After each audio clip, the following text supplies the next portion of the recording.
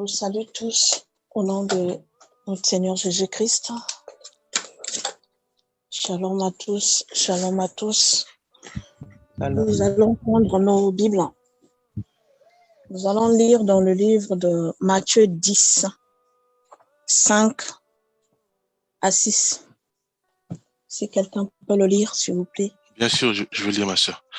Que Jésus-Christ sanctifie sa parole. Matthieu 10, versets 5 à 6. Tels sont les 12 que Jésus envoya après leur avoir donné les instructions suivantes. N'allez pas vers les païens et n'entrez pas dans les villes des Samaritains. 6. Allez plutôt vers les brebis perdues de la maison d'Israël. Amen. Amen. Donc, le Seigneur donne une recommandation. Il dit, allez vers les brebis perdues. Allez vers les brebis perdues. Mais quand nous lisons bien la Bible, il dit qu'il est le bon berger. Il est celui-là qui donne sa vie pour ses brebis.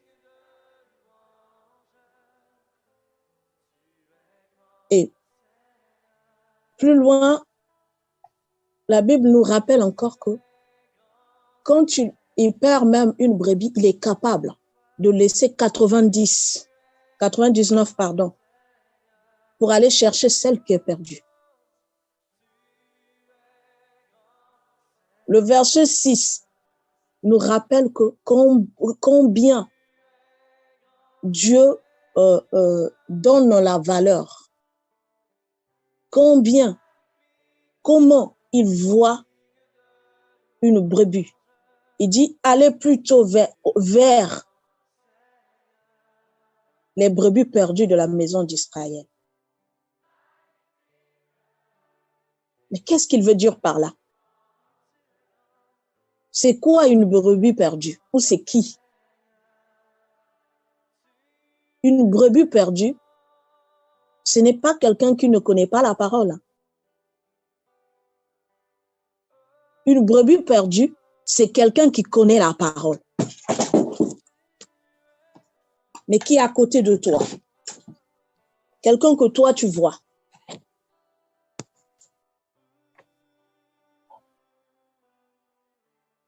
Un peu plus loin, il nous dit, je vous envoie au milieu des loups.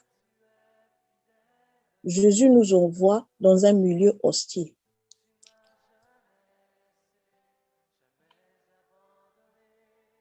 Et je te rappelle que c'est là-bas, dans ce milieu-là, que nous devons exercer notre appel. Pour quelqu'un qui a compris son appel, Dieu ne nous envoie pas là où c'est facile. Dieu ne nous envoie pas là où quand tu vas, tu parles seulement, on t'accepte, on dit oui, c'est bon. Une brebis perdue, c'est quelqu'un qui, comme je viens de dire, qui peut être pris avec toi dans ton église, dans ta maison. Et il dit, je vous envoie au milieu des loups. Un loup est un animal cruel, destructeur. Il nous dit, je vous envoie vers les personnes cruelles, méchantes. Je te rappelle que cela fait partie de ton appel. Ceux qui sont perdus sont ceux-là, comme je viens de le dire, qui sont dans ton église, mais égarés, arrêtés par les soucis de ce monde, par le siècle présent, dans la maison de Dieu.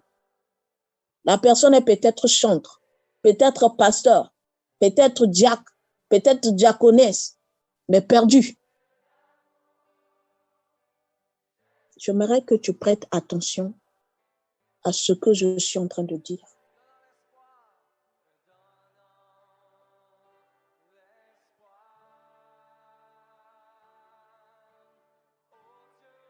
Dans la maison de Dieu, il peut y avoir des chrétiens perdus. J'insiste.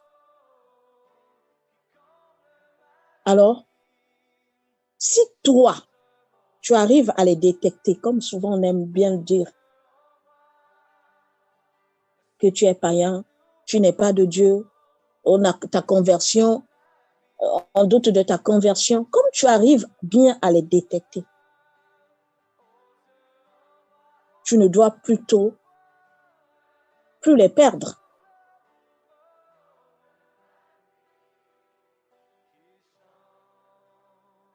Mais plutôt les sauver. Tu cherches plutôt à les sauver.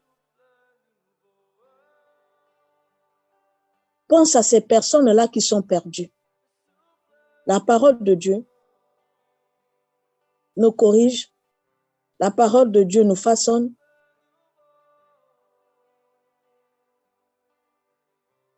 Mais n'utilise pas la parole de Dieu plutôt comme une arme pour détruire ou pour chasser.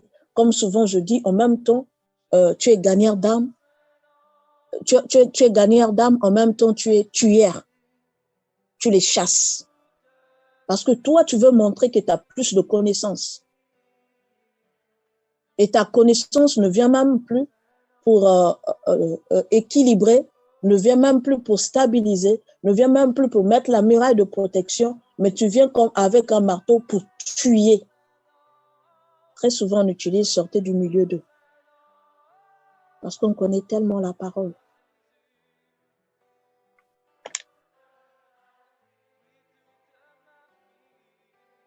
Le scandale peut arriver, mais malheur par qui il arrive. Marcher aux côtés des brebis égarées, je rappelle encore, fait partie de notre appel. Donc, il te faut le Saint-Esprit. Il te faut le Saint-Esprit. Le Saint-Esprit, il te faut vraiment le Saint-Esprit. Pourquoi je dis le Saint-Esprit? Pour savoir comment marcher, comment parler, comment les ramener dans la présence de Dieu. Un canevas pour les ramener sans le Saint-Esprit, tu ne pourras pas. Aller vers les personnes cruelles, prostituées, égarées, brigands, ceux-là qui sont dans la chorale, qui couchent avec les sœurs, ceux-là qui sont à l'église, qui couchent avec les enfants. Tu as peut-être laissé ton enfant à l'église, mais il y a un brigand, il y a un frère à côté, loup. Mais comment réagis-tu? Des frères qui couchent avec les femmes de leur pasteur, des femmes pasteurs qui couchent avec les enfants de l'église. Comment réagis-tu? Très souvent, quand c'est comme ça, on quitte l'église. Tu es d'accord avec moi, non? Est-ce que tu as essayé quand même de corriger? Est-ce que tu as essayé quand même de leur parler de ce que toi, tu as eu la grâce de comprendre? Le scandale peut arriver, mais malheur, il arrive.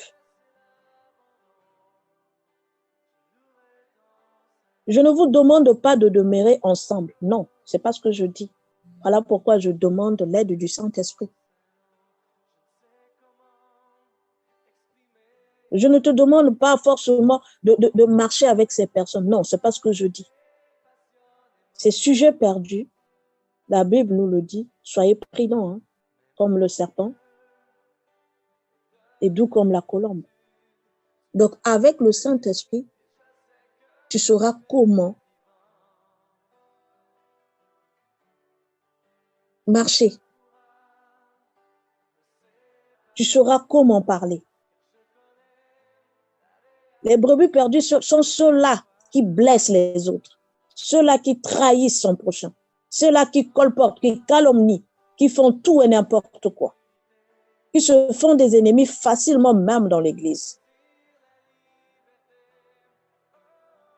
qui créent des problèmes partout. Ceux-là qui disent non, ils ne sont pas chrétiens. Ils ne m'ont même pas souhaité joyeux anniversaire. J'étais malade, personne n'est venu me rendre visite. Personne ne m'a même appelé.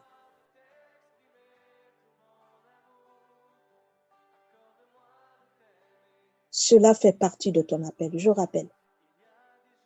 Personne n'est parfait. On tend tous vers la perfection. Christ nous a transportés des ténèbres vers la lumière. Eh oui, on tend tous vers la perfection. Pourquoi veux-tu être dur avec les autres?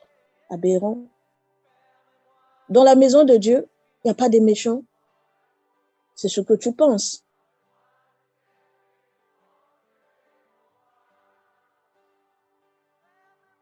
Tu veux que tout le monde soit parfait.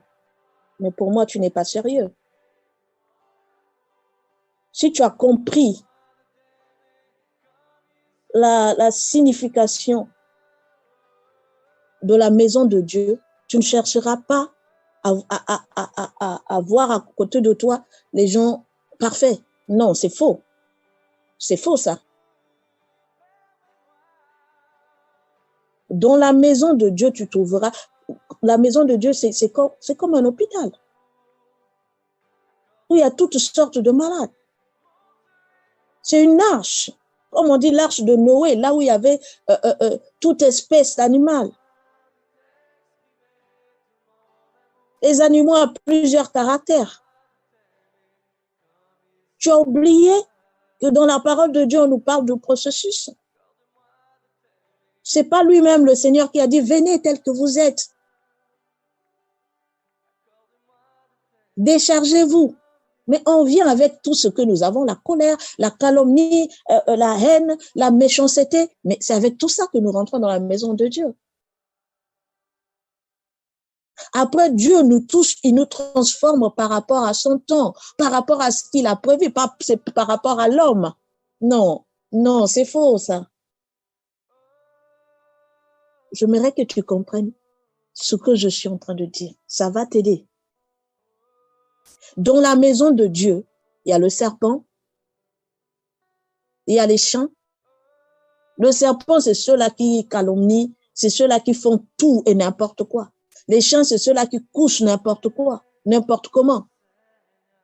Tu trouveras les éléphants, ceux-là qui veulent dominer sur les autres, qui veulent prendre la parole partout. Tu trouveras des lions, ceux-là qui veulent dominer. Tu trouveras le léopard, la colère, ceux-là qui se battent. Dans la maison de Dieu, tu trouveras ces choses. Si tu cherches dans la maison de Dieu, il n'y a pas ces choses-là, c'est faux. Parce que T égale à 0, toi tu es venu, je ne sais pas, dans la maison de Dieu, et ça fait peut-être 10 ans aujourd'hui.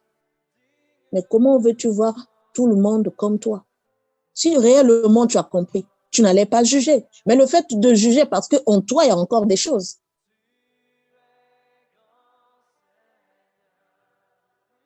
Laissons le temps aux autres aussi de se transformer. Parce que ce n'est pas par le biais de la personne, mais c'est l'aide du Saint-Esprit, c'est Jésus-Christ lui-même qui vient pour toucher.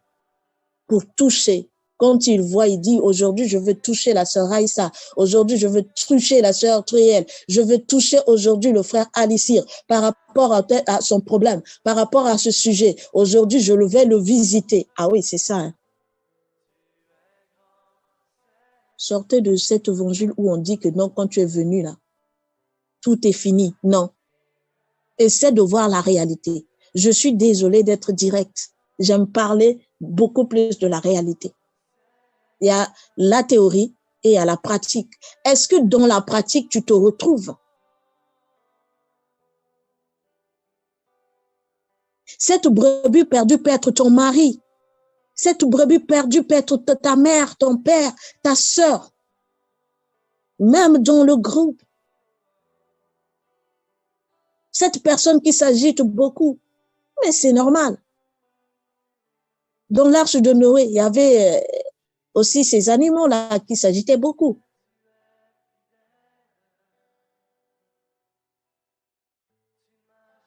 Regarde plutôt le bon caractère, le bon côté de la personne qui t'agace, de la personne qui te rejette. Parce que ce que Dieu n'a pas mis en toi, il a mis peut-être à cette personne. Et tu as besoin de peut-être de cette qualité-là pour être équilibrés. Voilà pourquoi nous devons prier pour les uns les autres. Je rappelle encore, cela fait partie de ton appel.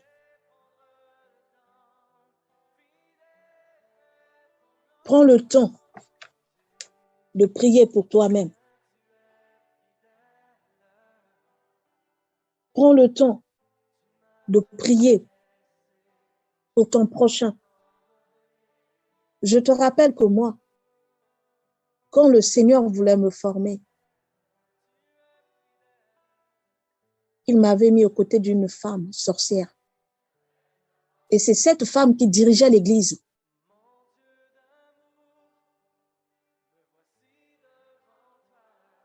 Il faut avoir le Saint-Esprit pour comprendre ce que le Seigneur veut faire avec toi. Très souvent, quand je parle, les gens apprécient. Beaucoup ne veulent même pas que j'arrête. Mais tu ne connais pas mon parcours.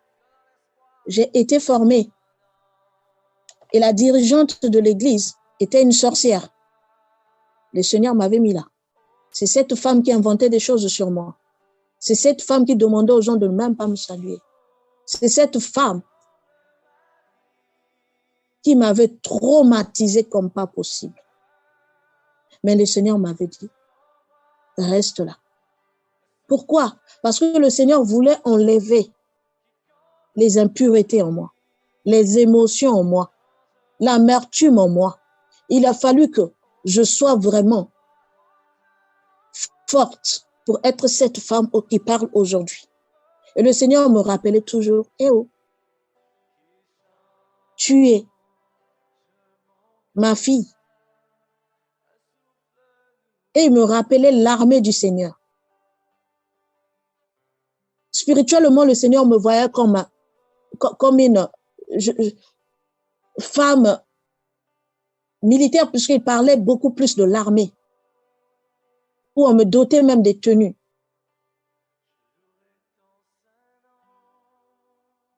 Sois conduit plutôt par le Saint-Esprit pour comprendre ce que Dieu veut faire avec toi. Avant de juger, sois conduit plutôt par le Saint-Esprit. Je n'aimerais pas rentrer vraiment dans les détails, mais le peu que je viens de dire, si ça peut te tirer vers le haut, gloire à Dieu. Je te rappelle que le Seigneur, même pour te former, comme il a dit, il peut te mettre à côté des loups. Parce qu'il veut sortir en toi du miel. Parce qu'il veut sortir en toi quelque chose qui va vraiment, vraiment, comme on dit, éclairer le monde.